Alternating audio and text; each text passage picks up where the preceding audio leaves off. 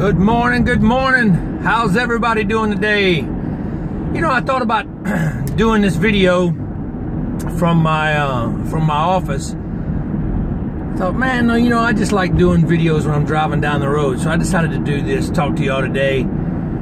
I got in a conversation with someone talking about, you know, different people call it everything. Some people say enlightenment, increased awareness, consciousness.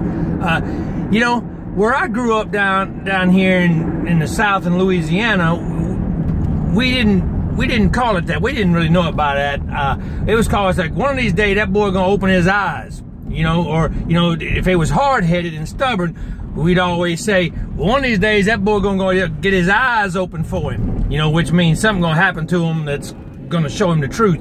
So it's kind of funny when I started talking about this, that the different terms and everything you hear, but really what it boils down to is it becomes part of a time when a person realizes that they don't know what they don't know, and it's the beginning of the part of searching and finding the truth. The Bible says that you shall know the truth, and the truth will set you free.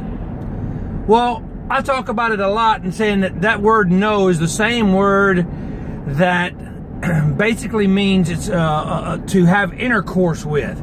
So it says when Abram knew Sarai, she became great with child. You know, to know someone. Think about it even out of a biblical sense. I know this is probably not a good example, but you know, think about someone has carnal knowledge of a juvenile. You know, to know that still, that word is still there in the legal terms. To know means to have intercourse with. So when the Bible is saying that we shall know the truth, it literally is meaning and talking about that we become one with. That is the most intimate part of us and the truth. Now the truth are God's laws that He set in place that governs everything, that controls the universe. There's a point in time when you will reach a consciousness of that. Now, not everybody does. There are a lot of people who never really reach that. There's different levels of it. They may hit a lower level, but the higher the level that you reach an understanding of that, and an understanding of the laws that govern the universe and how to work in harmony with them, the more freedom you actually get to enjoy, or you actually get to receive. There's a story in 2 Kings about Elisha, and I'm not going to tell the whole story, but Elisha is held up over in the city of Dothan, and the king of Syria is going out to send his armies of his troops to go get Elisha, kill him, or bring him back. So, you know, they're going out looking for him. They know he's in Dothan, so they send out over there. So the story tells it that early one morning, Elisha's servant gets up to go outside and begin his day.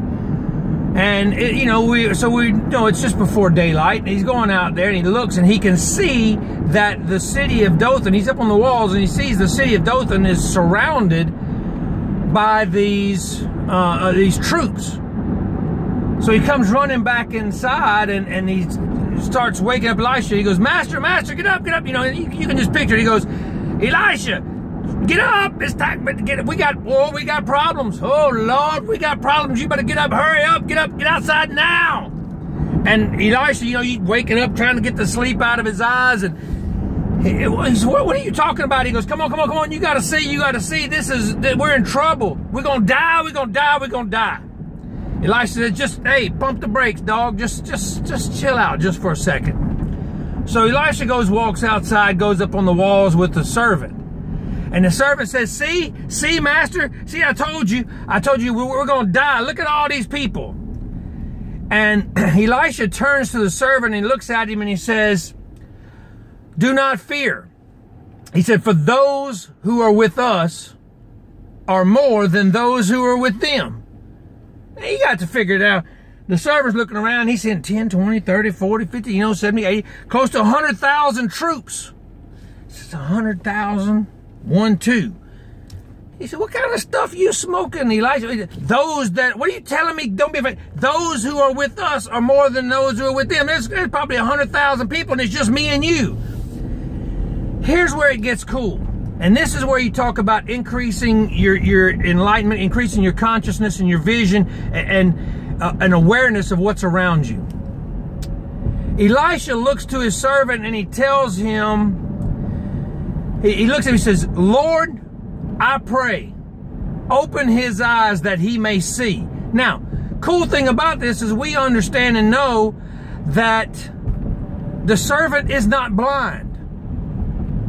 So why would he say, open his eyes that he may see? His vision was purely clear because he could see all of those people who were surrounding them. And the Bible says that God answered his prayer and opened the eyes of the servant, and immediately he saw the hills full of chariots of fire all around Elisha. Here's my question. Were the chariots of fire, were the angels that were there and the forces that were there to help Elisha defeat the armies of the king of Syria, were they all there before Elisha prayed to get his eyes open and God opened the eyes of the servant? Or did they show up after? I'm telling you, they were there before. The spirit realm and the physical realm, we're both part of. You are a spirit. You have an intellect and you possess a body. We are creators, and the fact that we have the ability to see into the spirit world, get a vision, create it, and bring it from the spiritual form into the physical form. When you see and understand this, you'll be like Elisha. You will be able to see things through the spirit eye that are actually already there. Here's what's cool, and I'm gonna finish up with this.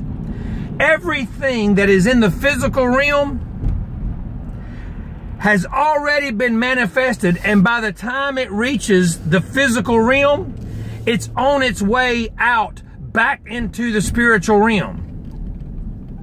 Just like a raindrop comes from the heavens, it manifests into a raindrop, hits the earth, becomes a puddle of water, evaporates and goes back into the heaven. So does man. We come into the earth and we come in and our bodies will decay and leave this earth, and our spirit will leave first.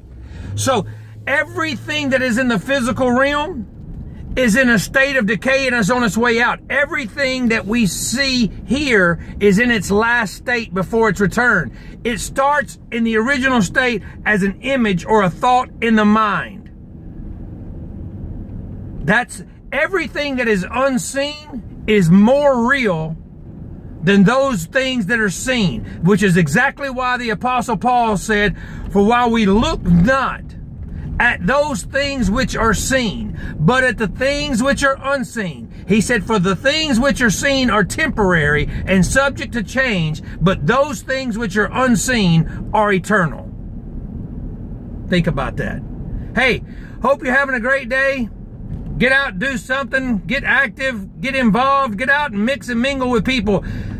Don't just sit around and watch life go by. Grab it, live it, experience it. Hey, and if you are alive, do me a favor.